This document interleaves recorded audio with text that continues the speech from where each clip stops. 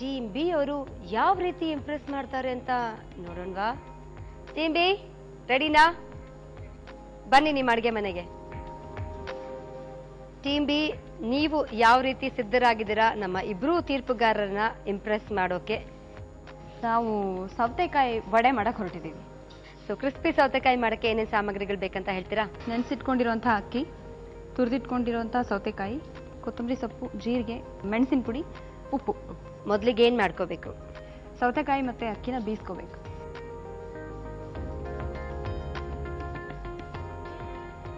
ಸೌತೆಕಾಯಿ ಇದನ್ನು ಸ್ವಲ್ಪ ತರ್ತರಿಯಾಗೆ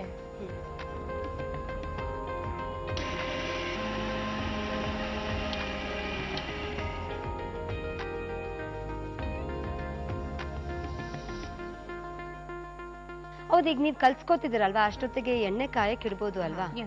ಸ್ವಲ್ಪ ಕಲಿಸ್ಬೇಡ. ಇದು ಉಪ್ಪು, ಜೀರಿಗೆ.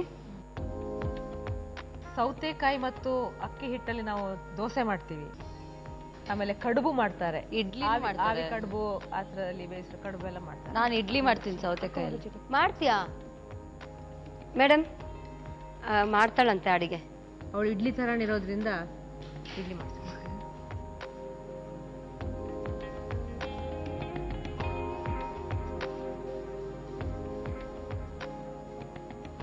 ಈಗ ಈ ಹಿಟ್ಟು ರೆಡಿ ಆಗಿದೆ, ಇದನ್ನ ನಾವು ಬಿಸಿ ಮಾಡ್ಕೋಬೇಕು.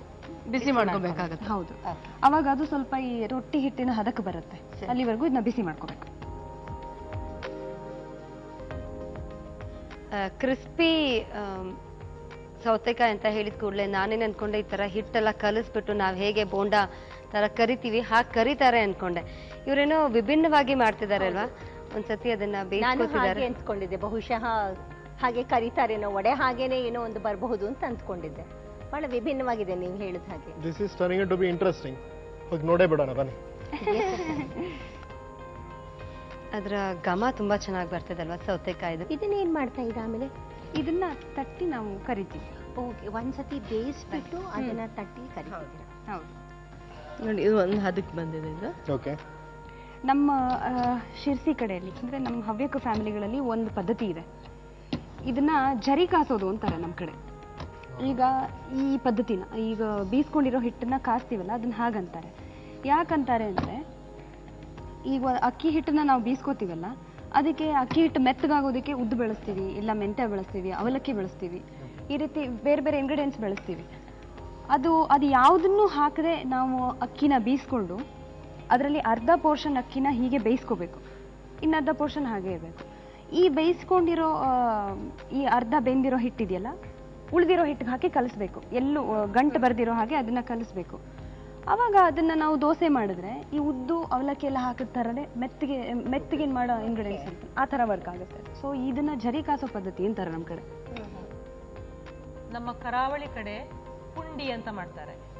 ಅಕ್ಕಿ ತೆಂಗಿನಕಾಯಿ ಹಾಕ್ಬಿಟ್ಟು ಉಪ್ಪು ಹಾಕ್ಬಿಟ್ಟು ರುಬ್ಕೊಂಡು, ಯಾಕಂದ್ರೆ ಅಕ್ಕಿ ರುಬ್ಬುವಾಗ ತುಂಬಾ ಗಟ್ಟಿಯಾಗಿ ರುಬ್ಬೋಕ್ಕಾಗಲ್ಲ ಅನ್ನೋ ಒಂದೇ ಕಾರಣಕ್ಕೆ ಸ್ವಲ್ಪ ನೀರಾಗಿ ರುಬ್ಬಿ ಆಮೇಲೆ ಈ ತರ ಕಾಯಿಸ್ಕೊಂಡು ಅದನ್ನ ಗಟ್ಟಿ ಹಿಟ್ಟು ತರ ಮಾಡ್ಕೊಂಡು ನೀಟಾಗಿ ಉಂಡೆ ಮಾಡ್ಬಿಟ್ಟು ಆವಿಲಿ ಬೇಯಿಸ್ತಾರೆ. ಆವಿ ಕಡುಬು ಅದು. ನಾನು ಮಾಡ್ತೀನಿ ಅದನ್ನ. ನಮ್ ಗ್ರೀಷ್ಮ ಏನ್ ಅಡ್ಗೆ ಮಾಡಲ್ಲ ಅಂತ ನಾನು ಕೇಳ್ಬೇಕು ಅಲ್ಲ? ಆದ್ರೆ ಒಂದಿನಕ್ಕೂ ನಮ್ಗೇನಾದ್ರ ಮಾಡಿ ತಂದ್ಕೊಟ್ಟಿದ್ದಾಳ? ಖಂಡಿತ ಇಲ್ಲ. ಕೊಡ್ಬೇಕು, ಇಲ್ಲೇ ಮಾಡಲ್ವಾ? ಇಲ್ಲ, ಎಲ್ ಮಾಡ್ತೀಯ? ಅಲ್ಲಿ ಬರೀ ಸಹಾಯ ಮಾಡ್ತೀಯ ಅಷ್ಟೇ, ಸಾಕಲ್ಲ ಅದೇ ಸಾಲ್ದು. ರೆಡಿ ಆಗಿದೆ ಅದು. ಇದು ಸ್ವಲ್ಪ ಇಷ್ಟು ದಪ್ಪ ದಪ್ಪ ಇದ್ರೆ ಚೆನ್ನಾಗುತ್ತೆ.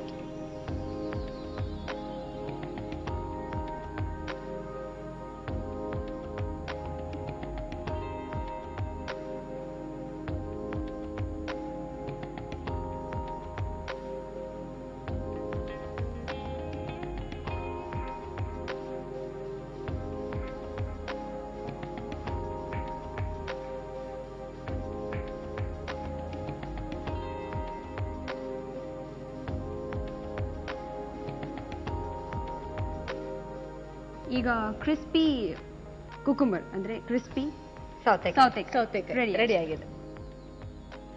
ಕ್ರಿಸ್ಪಿ ಸೌತೆಕಾಯಿ ಸಿದ್ಧವಾಯ್ತು. ಕ್ರಿಸ್ಪಿ ಸೌತೆಕಾಯಿ ಬೇಕಾಗುವ ಸಾಮಗ್ರಿಗಳು: ನೆನೆಸಿದ ಅಕ್ಕಿ, ತುರಿದ ಸೌತೆಕಾಯಿ, ಕೊತ್ತಂಬರಿ ಸೊಪ್ಪು, ಜೀರಿಗೆ, ಖಾರದ ಪುಡಿ ಮತ್ತು ಉಪ್ಪು.